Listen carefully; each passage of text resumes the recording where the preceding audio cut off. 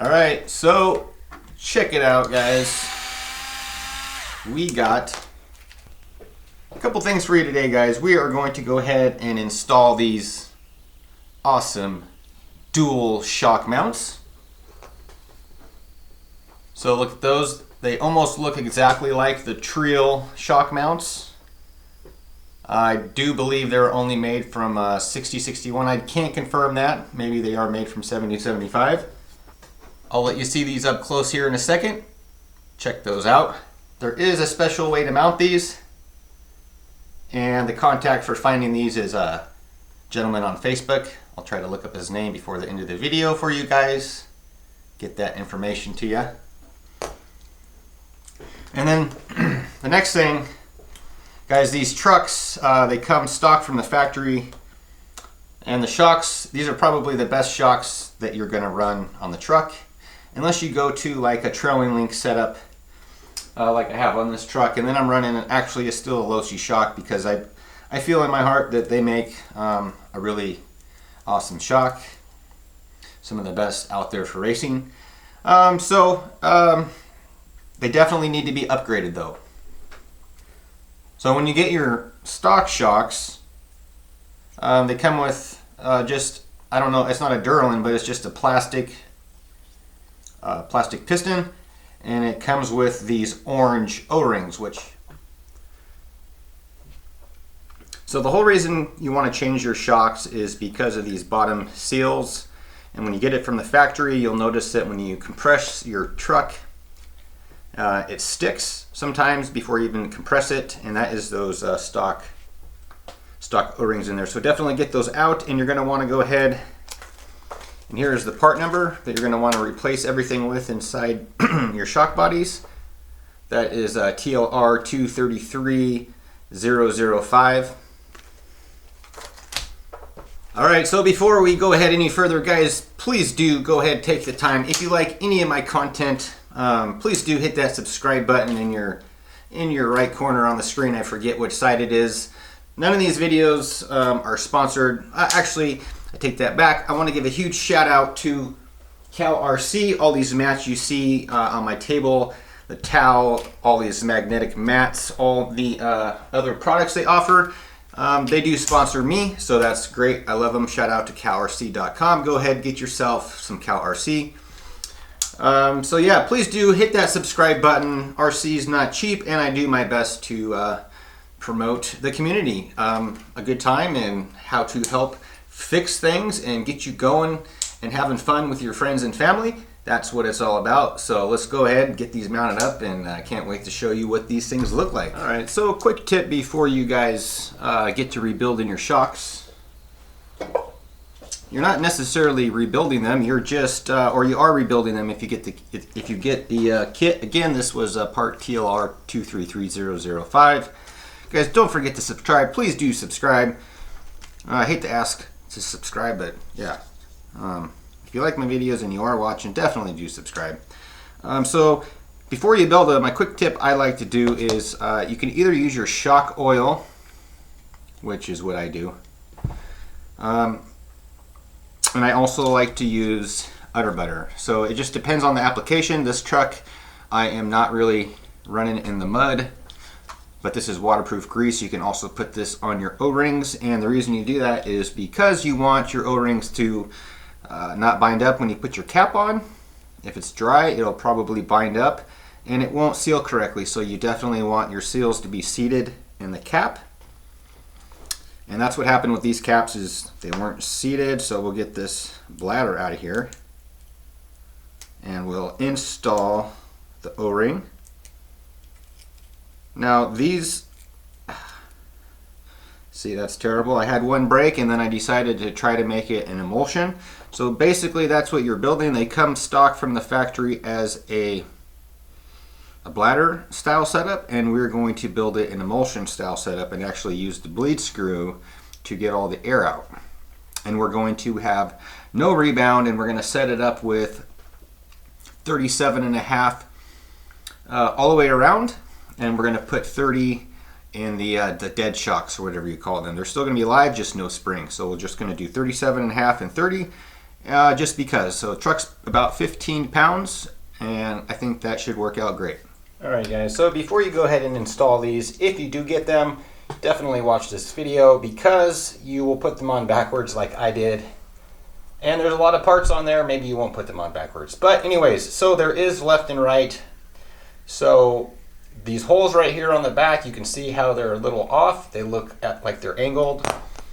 Definitely pay attention to the orientation when you put these on your truck, and they want to be flat with the top of the truck, the chassis, and I will show you that here in a second. But definitely make sure you look and see, because they are not marked front or rear, left or right. So there we go.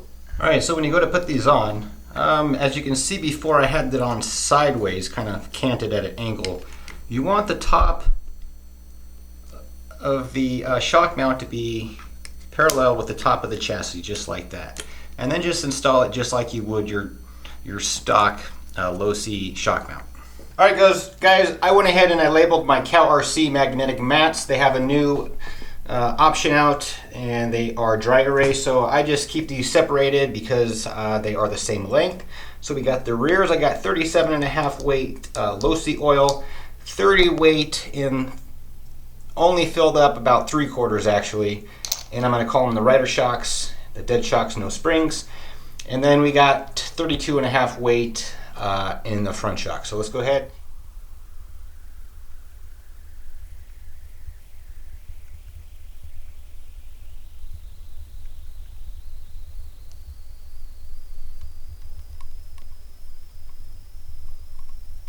All right, guys, there we go. We got it all installed. We got the dual shock mounts installed. Only thing we didn't get to do was put on the limit straps. I hate when I do this. Hopefully K&K will take them back because I don't really need them. Maybe one of you guys does. So I believe I need 110 millimeter. I'm not sure why. I thought 100 millimeter. Anyways, guys, your truck's going to need about 110 millimeter if you want to go from the shock mount to the shock mount. And that might give it one less millimeter, but I believe that'll work perfect. So there we go. We got them installed.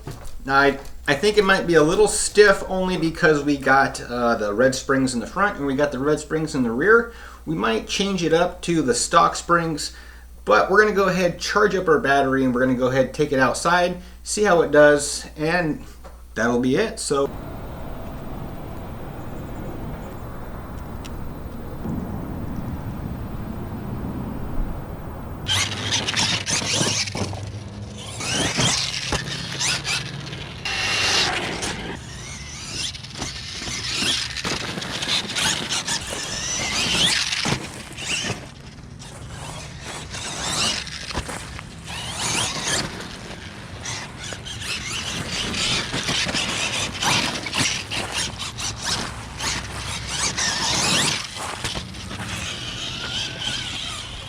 See if we can climb this hill.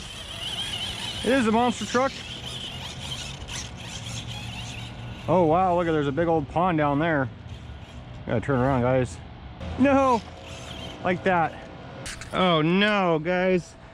We almost fell in the mud. Oh man, that sucks.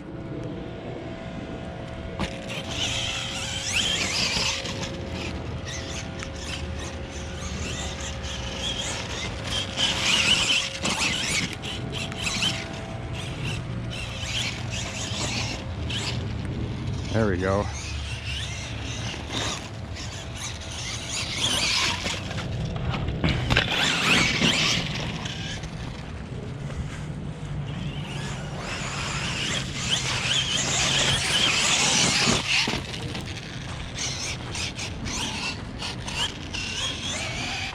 Woo!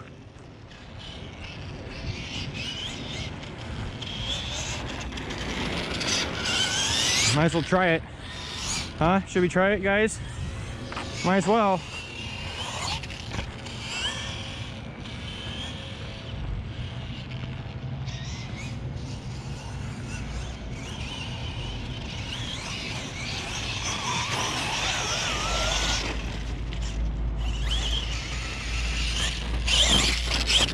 There we go, we got it clean. Right on. Get all that mud off of there.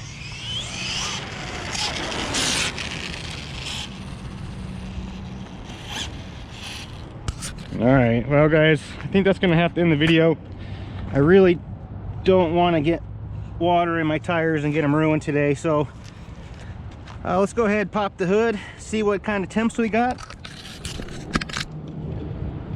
and we'll call it a day, guys. All right, there we are. Motor doesn't feel hot at all. The ESC fan isn't even on. We were only out here running for about 10 minutes, so definitely feels a little bouncy, maybe a little stiff. So we'll take these springs off and we'll go back to some stock springs, maybe the blue, and we'll try that next. But guys, definitely thanks for watching. Please don't forget to subscribe, and you can go to my website www.pnwrcmadness, and you could find all these parts on the website there, free shipping, same day. Thanks again, guys. Till next time, have a great day, have fun, keep driving your RC car, and I will talk to you guys later.